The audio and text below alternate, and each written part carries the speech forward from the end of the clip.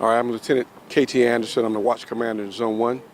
Tonight, around approximately 9:56, we received a call in reference to an individual being put on fire.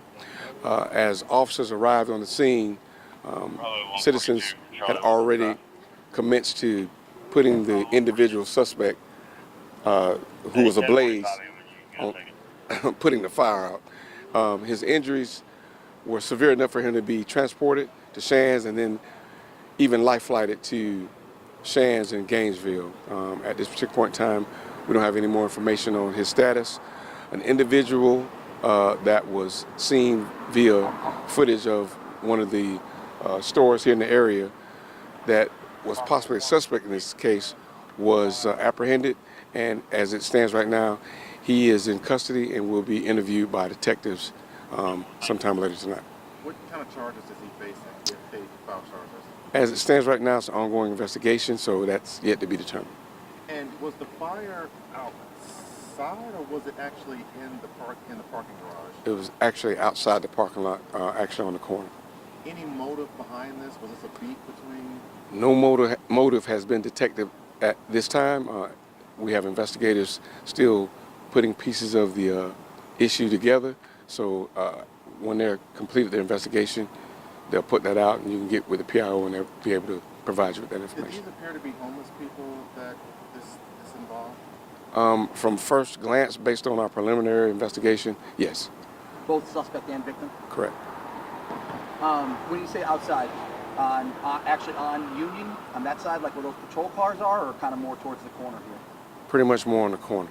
Right, like where all the state fire marshal is and those guys? Correct, correct. I wanted to ask you, how unusual is it to investigate something involving someone being set on fire? Because, I mean, here in Jacksonville, we talk about, I know we talk about people getting stabbed, people getting shot, you know, the occasional attacks, but to be set on fire, this isn't something that I can ever recall covering, especially in the downtown area. It's not a common event, and it's not something that we investigate on a regular basis. And the officers, when they responded, were actually able to put him out? Some citizens had already started that process, so when the officers arrived on the scene, it's pretty much already out. Do we know if he was doused with any kind of flammable material? Based on the preliminary investigation, there's some kind of flammable material placed on him, and that's how he.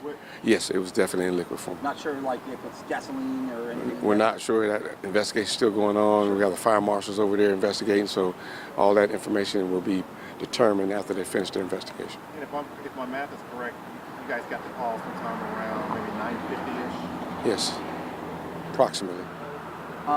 Any other witnesses you've been able to kind of? I know a lot of folks kind of walk around this area. Have you been able to kind of corral them and get what happened? I think at this particular point in time, we have two possible witnesses.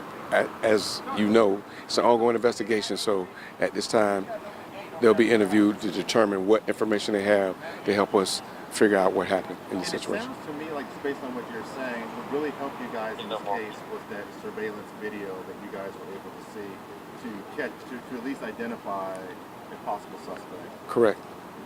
Correct. Good. Yeah.